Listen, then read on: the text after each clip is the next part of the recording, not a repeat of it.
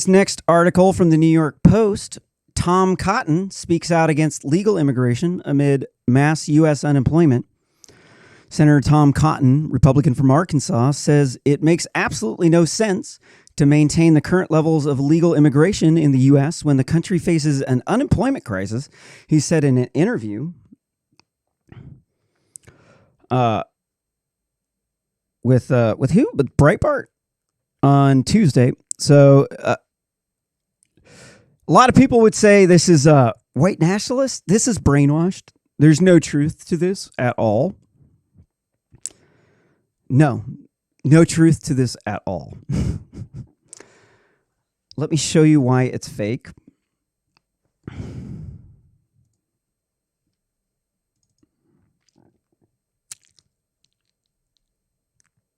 Sorry.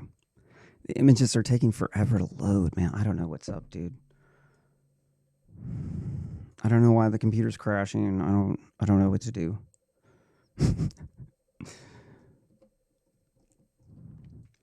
Here's the population projections for 2017 to 2060 from the U.S. Census Bureau.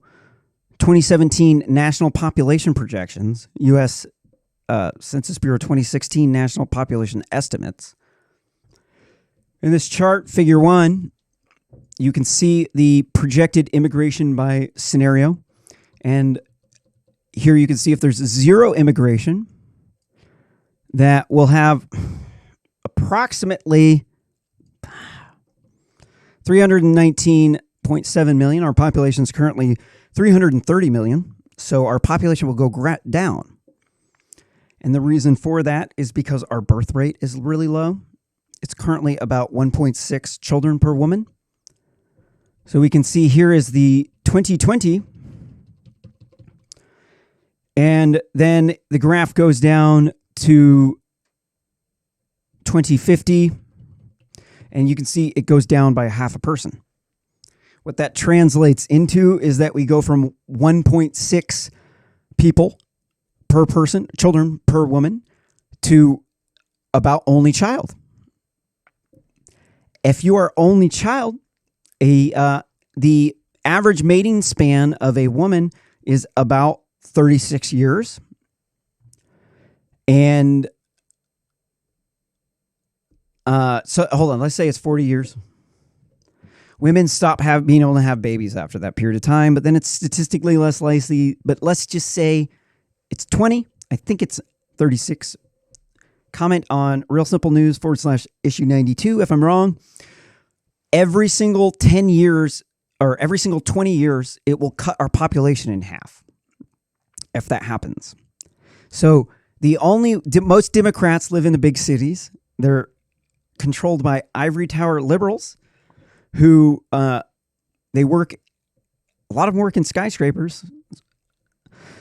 And they need a large supply of cheap labor and of customers. So they don't want the population to dip because that would take out of their profits. So we can see the low immigration scenario here. We would have 376.2 million people. Under the high immigration scenario, we would see 446.9 million people. The difference between that is 70 million people.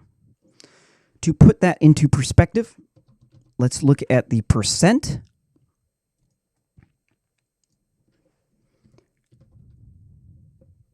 Hold on. That's 21%. They want to add 21% to our population. When our population is dipping. It's dipping. So there's this lovely chart from this pro-immigration website called Migration Policy Institute. You can see the percent of immigrants born in America to percent of U.S. immigrant families. And we can see the average used to be 13.4%. Now we can see it's 25.9%. So and this is in large part due to California's sanctuary state. policies and towards us by us biasing the immigration towards South Americans and Latinos. They make up about 15% of the world, but they get 50% of the immigration to the United States. Here, you see at the bottom, 25% of the immigrants are coming from Mexico. So it's heavily biased towards Mexico. Another 25% of them come from South America. Another looks about to be the same coming from Asia, but the Asians are only children, so they decimate themselves, so don't mess with them. And then you could see the share of European people is dropped off of a cliff. So the let's look at the calculator again. What's the 13.4, 25.9?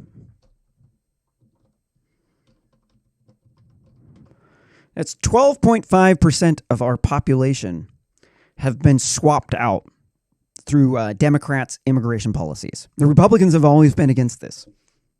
But the leftists have, they've gamed Wikipedia. This is why I do WikiSpy, the tool to monitor Wikipedia for political bias and tampering by hostile agents. It's a AI tool that allows us to keep tabs on the Wikipedia admin, reverse psychologically analyze their profile. And what they've done is they've rigged Wikipedia with the help of the Chinese quote unquote Communist Party, but they're really National Socialists because they allow private property ownership. They have hundreds of millions of impoverished Chinese in the countryside. They have filthy, stinking rich Asians in the city. They are attempting to be the world's number one superpower. They have a dictator run by a Zinni. We call him Zinni the Pooh. He looks just like Winnie the Pooh. Xi Jinping, the dingaling. And they are also, what is the other one? They have millions of Uyghur Muslims in concentration camps. This is textbook National Socialism. There's no other definition of National Socialism other than socialism where you have private property ownership, where the government can come in and commandeer your business anytime. That's National Socialism, buddy. 100% National Socialism. There's no other definition of National Socialism other than that. It's true.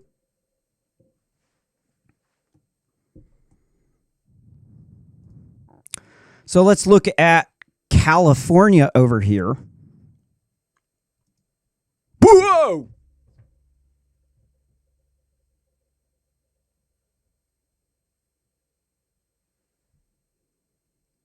It was 38.4%, which was insanely high because they've been a sanctuary city for a long time.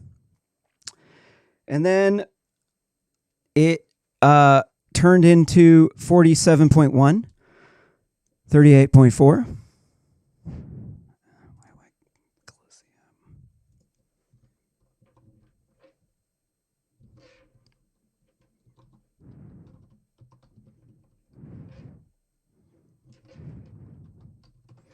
So only 8.7% of that state has swapped out, which is less than the national average. Let's look at my home state of Oregon. This is where I live. Woo! Woo! Down! Everybody around here thought this entire state was white. Everybody here thought that. No, where do these Latinos live? Where do they live? We don't know where they live. We don't see them around town. I know they got a Hispanic food store over on 7th Street. Where are these people? Where do they live? I want to know this. They obviously don't live in our neighborhoods. It looks like all white people. There's 24.8 minus 8.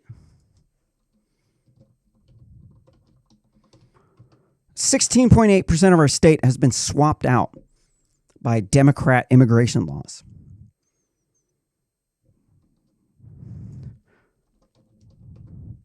That's 1 in 8 people have been swapped out with the Latinos because of our immigration policies. So now we've had a pandemic. Now it is Now we're crippled. So we're having problems. Our birth rate's going to go down even more. The people coming into the country are going to have an advantage over us. And we're going to go drop down to only child. And then our population will be wiped out. So who is the people who want this the most? The Chinese Nazi Party. China wants us gone, bro. They're cultural Marxists, remember? Chinese people, cultural Marxism. That's where it came from. The cultural de-evolution in China. Yeah, they're behind it. This is why I do WikiSpy, because I busted these people. I figured out what they were doing by reverse analyzing their business model with a business model canvas and an A-star algorithm, looking at the state transitions between how you would have the shortest possible graph to overthrowing the world with socialism. And to clue you in, the shortest possible graph is to do a multi-phase strategy where you juice up one side. You feed them a disinformation campaign, feed a bunch of lies, and then you juice up the other side and you feed them a bunch of lies. Basically, you're getting one group of people to respond to the other. So you can either bring out the far left at first or the far right. It depends on what that country is like. But once you start making those people visible, then you do some crimes. You kill some people, you brutalize some people, and then you get the people to hate each other. And then you juice up the other crowd. You make them bigger, and then you commit some violence over there, and then you turn them against each other, and they annihilate each other. And what you end up with was the far right, and in between. So people think that in between the left and the right is capitalism. That's false. Far left and far right are socialism. That's a socialist spectrum. So what they're doing is a pivot. You go left, right, annihilate, center capitalism because they think capitalism is in the middle. And what do you end up with? A socialist utopia, which is what the Nazis were trying to do. And once you understand that their model is to work both sides to get a conflict going and to wipe the white man off of the face of North America, then you will understand exactly what China is doing. They're cultural Marxist, coming to a theater near you, sponsored by Hollywood, because China has been subsidizing bad movies. If you'll notice this epidemic of horrible cultural Marxist movies where they replace a formerly white movie character with a minority or a woman, and then the movie sucks. Well, they don't need to make money in America. They don't care if the movie bombs in America because Zinni the Pooh is subsidizing cultural Marxism. They make they make way more money in China. They make billions in dollars in China. Way more than they do in America. And that's because the Chinese Nazi Party subsidizes cultural Marxism in Hollywood. And this is why they promote certain actors who push these white feminist and pro-illegal immigration, anti-American sentiments. They're promoting these people. It's the Chinese Nazi Party behind it.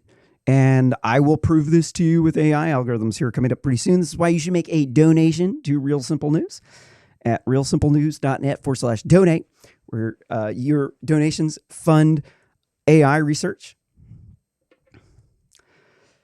So it's not white nationalism at all. So white nationalism means that you think that America's identity is white.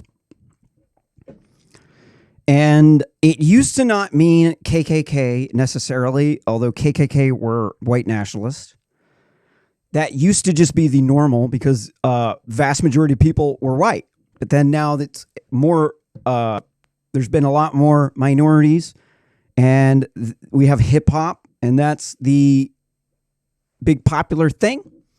And because of that, we are not a white. Our identity is hip hop, techno, punk rockers, classic rock, country. If you ask me, the black country singers are doing a wonderful job. Like Joel Patrick, that guy's the man. So our culture is not white. If you are a white nationalist, I don't hold that against you. It's a free country. That's called freedom of speech. If you don't like it, you can go move to China, see how much better it is over there where they don't have free speech.